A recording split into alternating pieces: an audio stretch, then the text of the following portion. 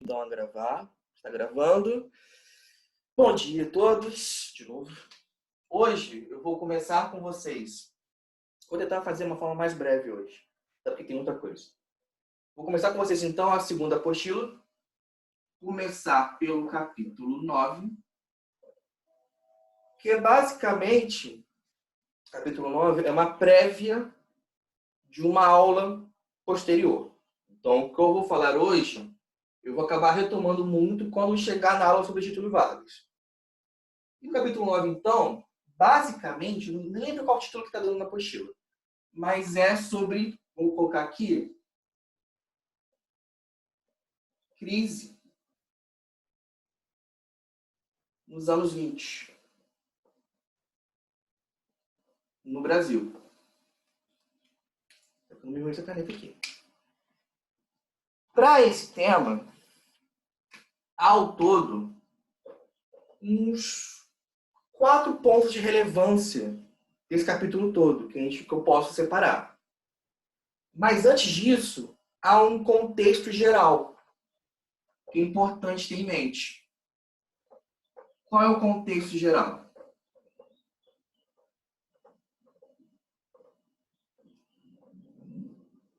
Aqui, a gente está depois da Primeira Guerra Mundial e antes da crise econômica de 29. Então, o que a gente tem? No plano internacional, a Europa está se recuperando. Beleza, está voltando a caminhar. Os Estados Unidos está crescendo e tudo mais. Então, qual a influência disso para o Brasil? Você tem um crescimento econômico.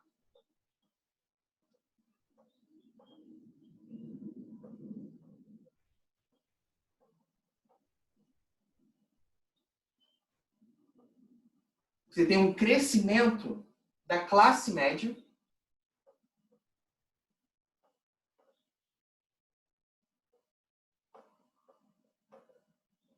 E com essa classe média urbana, claro, pessoal das cidades. Hoje estou com uma letra maravilhosa, melhor que o normal. Com o crescimento da classe média urbana, basicamente nós, né? Cresce também uma postura muito crítica ao governo e a como era o país. Então vamos lembrar que basicamente como era o Brasil nessa época. É uma república oligárquica, coronel, fraude eleitoral, blá, blá, blá, blá, blá, blá. Essa classe média vai justamente ser mais a favor de eleições livres,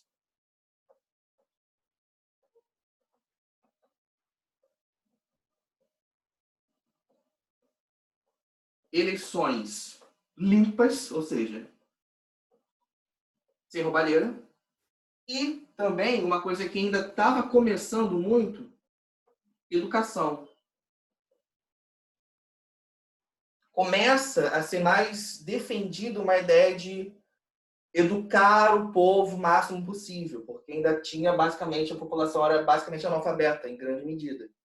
A educação não tinha essa educação que a gente tem hoje. Qualquer pessoa vai para o colégio, qualquer pessoa vai aprender a ler e escrever. Isso começa mesmo a tomar força a partir desses anos. Então, temos isso aqui. Um crescimento econômico, uma classe média crescendo, e uma postura mais de crítica e mais pensativa sobre o que está no governo, o que está acontecendo, o que poderia mudar. Beleza. Daqui, então, a partir desse contexto geral, prévio, há 4 pontos importantes a serem mencionados que aconteceram durante essa década, que vão ser importantes durante muito tempo ainda. Primeiro,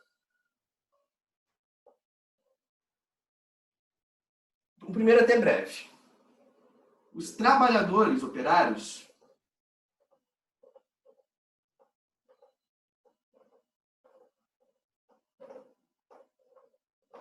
acabam se unindo mais após um monte de greves, eles se unem com a fundação do Partido Comunista Brasileiro.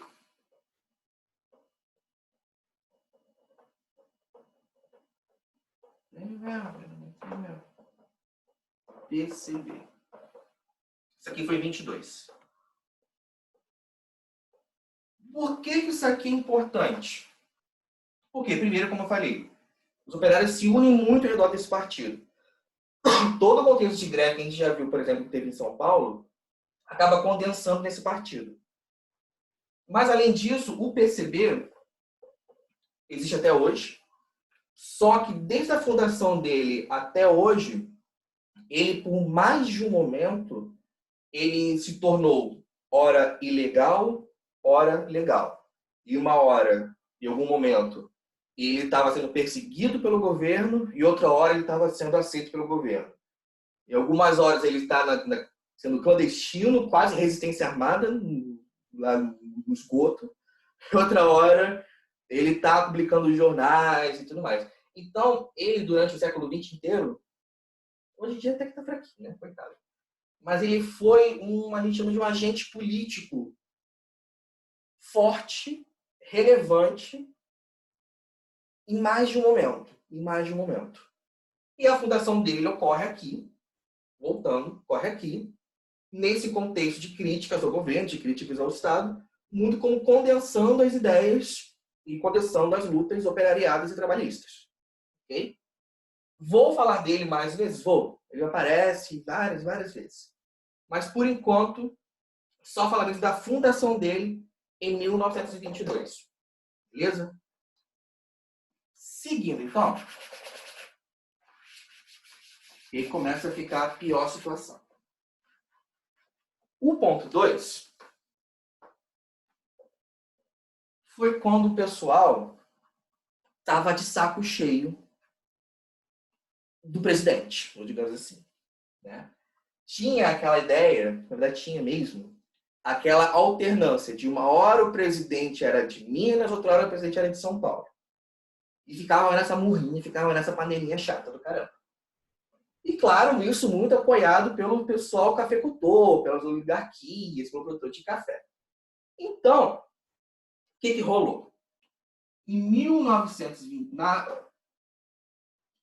em 21, começou a se planejar as próximas eleições de presidente. O cara que era de Minas, chamado Arthur Bernardes,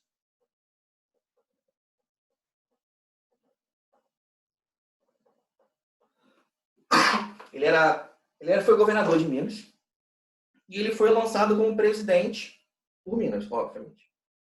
E ele estava, mais um do governo para continuar com o que já estava acontecendo. Quando o pessoal viu que, putz, mais um cara ligado ao café, de novo essa coisa, oh meu Deus, oh vida. O que fizeram? Alguns estados se uniram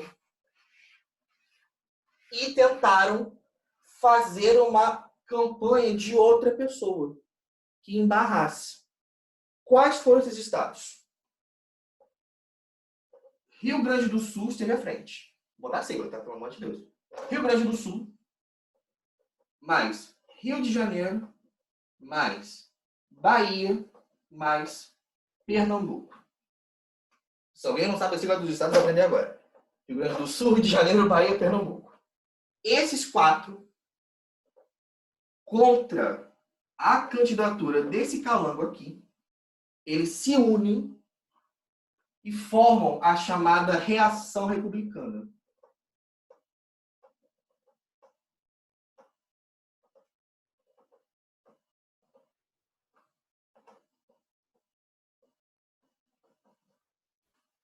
O que eles queriam com essa reação republicana?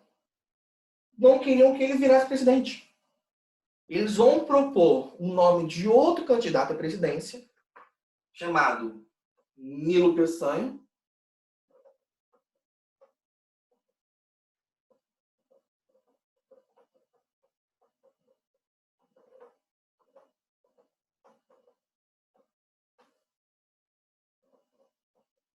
Eles propõem o nome desse cara e procuram fazer bastante campanha por ele. Foi uma campanha até bonitinha, quem está falando aqui? Uma campanha até legal, sabe? Fizeram uma campanha, eles falavam que era a campanha à moda americana. Ou seja, que eles iam nas cidades, visitavam as cidades, percorriam os estados, fazendo campanha por esse cara. E uma coisa que eles criticavam muito era que, assim, o café continuava importante para o Brasil, blá, blá, blá, blá, blá, blá, blá. Eles falavam, pô, beleza, o café é importante, tá legal, bacana, é bom para a economia. Só que ficava assim, pô, tem mais coisa aqui sendo produzida, gente, pelo amor de Deus. Ficar só favorecendo o café não rola. Ó, o Rio Grande do Sul produz charco, o estado tal produz não sei o quê. Ou seja, eles queriam que o governo parasse de só favorecer o café e olhasse para as outras atividades econômicas. E nisso foi uma bandeira levantada por esse candidato aqui.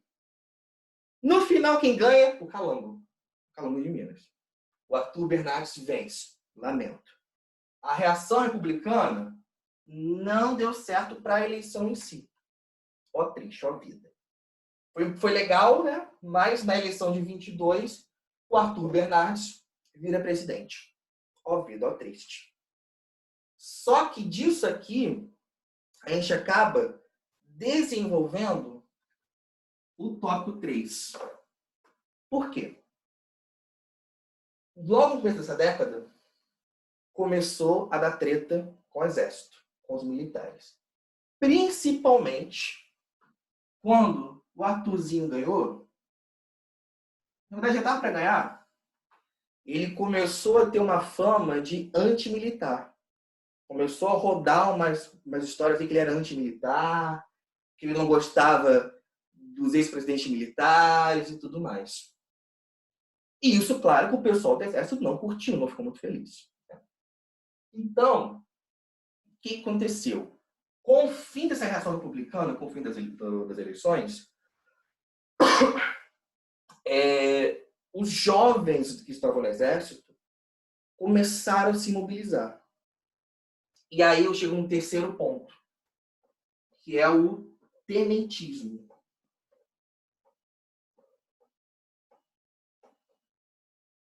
Esse aqui vai ser o marco do hoje. O que é tenentismo? Tenentismo é, na verdade, um nome bem amplo, para mais de um movimento que aconteceu. Tenentismo lembra de tenente, certo? O nome é exatamente por isso. Tenente, para quem não sabe, é uma posição no exército que é assim, não está lá embaixo, mas está tipo aqui. Uma escala de 1 a 10, ele está no 4, 3, 4, diria assim. Então é um cara meio para baixo. Ele tem uma posiçãozinha na hierarquia, mas tipo, tá por ali. O tenentismo, então, foi um movimento em que tenentes do exército e capitães também, tenentes e capitães,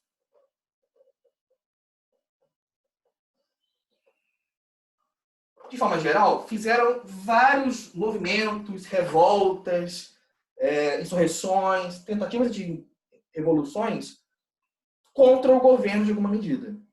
Tá? E esse tenentismo começa muito por causa dessa eleição da Arthur Bernardes, que foi falada que era antimilitarista e tudo mais. Ou seja, esse tenentismo começa herdando um pouco dessa reação republicana. Do tenentismo, na verdade, há 3 subpontos a serem destacados, que foram importantes. Primeiro, qual foi o primeiro grande episódio do tenentismo? Está aqui, 3.1. Foi um chamado episódio dos 18 do Forte de Copacabana. Copacabana. Não sei se vocês conhecem Copacabana, não sei se vocês conhecem o Forte de Copacabana. Enfim, não importa. Em 1922, continuo nesse ano, morreu esse ano. Em julho desse ano, vários tenentes, pé da vida, assim, para não xingar, bem irritados com o Arthur Bernardes, ocupam vários quartéis ao longo do Rio de Janeiro e ameaçam fazer uma revolta. Eles são rapidamente suprimidos. Assim, não demora a baterem neles e impedir toda a revolta. Então, começa rápido essa revolta deles, eles são também rapidamente são oprimidos, são rapidamente reprimidos e rapidamente se rendem. Isso é, assim, em 2 dias. O único forte que não se rendeu foi Copacabana. Foi o Forte Copacabana. Com o andar da carruagem, continuando o negócio, chegou um ponto em que mesmo o Forte Copacabana, que começou a ser bombardeado pelo mar e por aviões, se rendeu. Só não se renderam 17 tenentes. Esses 17 tenentes, como uma última forma heróica e brava, e, sei lá, marcha, não sei o quê, eles decidem sair do forte e caminhar pela orla como forma de denunciar o que estava acontecendo. 17. No caminho, um civil, um cara aleatório, decide se juntar a eles. Aí viemos os 18, por isso 18 de Copacabana. Essas 18 pessoas, caminhando pela orla, felizes e contentes, putas da vida, são bombardeadas e recebem tiros do exército. Morrem 16, 2 ficam feridos e um deles vai preso. Então, tipo assim, morreu quase todo mundo. Quem não morreu ficou muito ruim. Mas, enfim. Resumindo a epopeia, o que aconteceu aqui? Resumindo, 18 pessoas foram metralhadas no meio da praia. Só que qual a importância disso aqui? Qual a importância? Isso foi o primeiro movimento do tenentismo. Depois do episódio do Forte Copacabana, do 18 do Forte Copacabana, essa coisa do tipo, pô, vamos nos levantar, vamos passar a reivindicar, aumenta bastante. E aí chegamos no segundo episódio. Isso aqui foi 22. 2 anos depois, ocorre o que foi chamado de Revolta de São Paulo, ou também tem um nome às vezes de, como é que é o nome? Segundo 5 de julho.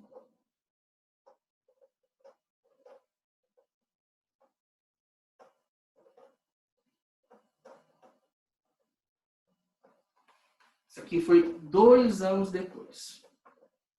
O que rola? Em homenagem aos 18 do Forte, os tenentes de São Paulo, na mesma data que o pessoal de antes, ou seja, aqui foi 5 de julho, então aqui vai ser o segundo 5 de julho. Em homenagem a eles, decidem também tentar uma revolução em São Paulo. O pessoal de São Paulo foi mais esperto, conseguiu fazer melhor o negócio. Tanto é que eles se organizaram melhor e eles ficam, basicamente, ocupando e lutando na cidade de São Paulo o mês inteiro. O mês inteiro. As histórias que tem durante esse mês de julho, de 24 de São Paulo, assim, são tensas. Tensas. Porque, né, é uma cidade e tudo mais, então a população estava tentando viver ali no meio. O pessoal tinha que comer, aí faltou comida, o pessoal começou a ter que invadir mercado, e deu treta com o governador, que fugiu, que vem, que vai, bombardeia aqui, bombardeia ali. Então foi bem... Oi, Zoom, tudo bom? Então foi bem tenso para a cidade em si. Mas eles conseguem ficar um mês inteiro lutando dentro de São Paulo. Parabéns a eles. No final do mês, de julho, não estava dando muito certo o negócio. Então, o que eles decidem? Vamos meter o pé. Vamos embora de São Paulo. Aí a gente começa a piorar o negócio, né? No final de julho, esses tenentes que estavam tentando mais volta em São Paulo fogem. Eles fogem. E começam a ser ajudados por outros tenentes de cidades pequenas. E nisso, eles vão vindo de São Paulo, caminhando, caminhando, caminhando, até o Paraná. Então, de São Paulo, da cidade de São Paulo, eles saem. Estou sabendo, 10 minutos. Vou só terminar pelo menos isso aqui.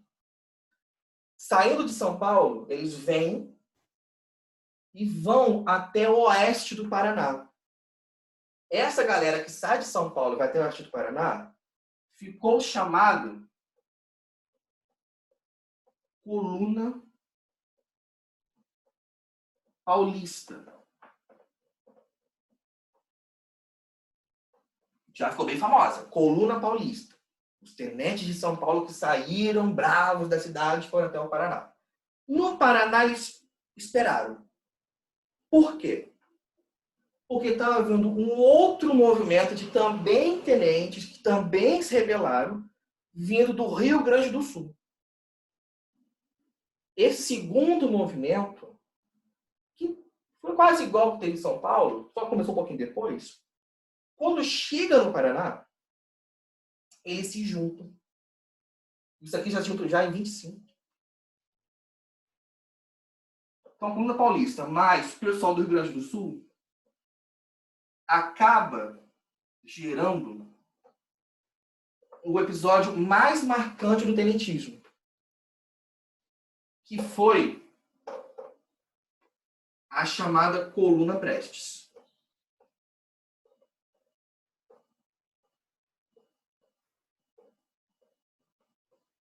O pessoal de São Paulo que estava no Paraná esperou o pessoal do Rio Grande do Sul chegar. Quando o pessoal do Rio Grande do Sul chega, eles se unem lá, faz uma reunião bacana, todo mundo é amigo, todo mundo se ama. E o que eles decidem? Pô, vamos, olha que ideia bacana, maravilhosa. Vamos percorrer o Brasil todo inteiro a pé, para tentar levar as ideias de revolução, revolta, etc.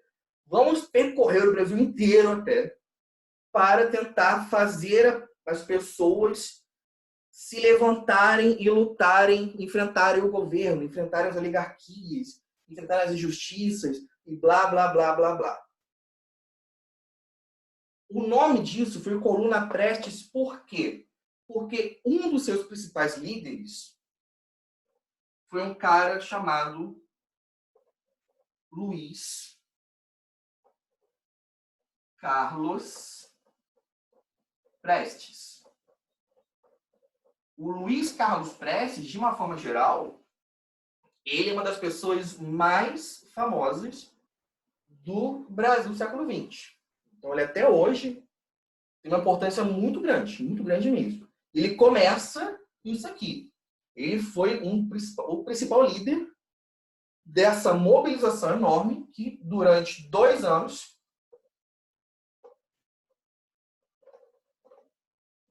percorreu o interior do Brasil a pé, na canela mesmo, tentando divulgar as ideias de revolução e tudo mais. Assim, esse movimento por si só é impressionante. A estimativa é que durante 2 anos eles tenham percorrido uns 25 mil quilômetros por aí. Tem um mapa na apostila de vocês, não lembro qual página, que mostra todo o caminho que eles fizeram.